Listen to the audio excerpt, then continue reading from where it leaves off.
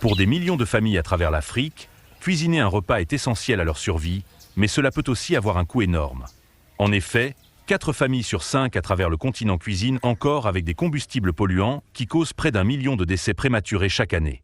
L'Agence internationale de l'énergie avertit que la fumée toxique provenant des feux à ciel ouvert et des fourneaux rudimentaires, alimentés par du bois, du charbon de bois ou des excréments, cause plus de 800 000 décès par an.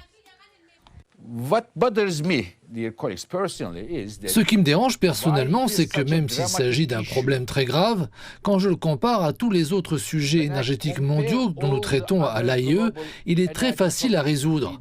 Il n'est pas nécessaire de découvrir de nouvelles technologies ou de mettre en œuvre des technologies de pointe pour résoudre ce problème.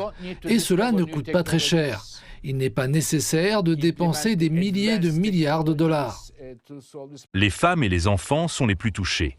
Des millions de personnes à travers l'Afrique sont toujours prisonnières de la pauvreté, ce qui a des répercussions importantes sur la santé publique et l'égalité des sexes et les prive d'accès à des opportunités économiques.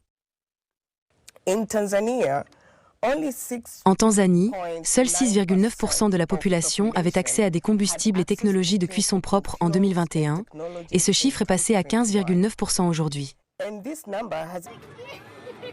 L'impact de l'utilisation prolongée de combustibles de cuisson non propres sur la santé de nombreuses personnes sur le continent n'est qu'une partie de la crise.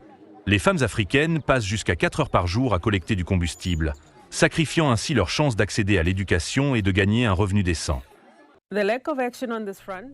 L'inaction dans ce domaine continue de nous coûter plus de 791 milliards de dollars par an en raison des externalités négatives liées à l'inégalité entre les sexes, à la santé et au changement climatique. La feuille de route de l'Agence internationale de l'énergie vise à permettre à la population africaine d'avoir accès à des modes de cuisson propres d'ici 2040, en donnant la priorité à des solutions telles que le GPL, le biogaz et les cuisinières électriques. L'AIE affirme que les défis actuels peuvent être relevés grâce à l'utilisation des technologies existantes, à condition que les pays du continent agissent dès maintenant.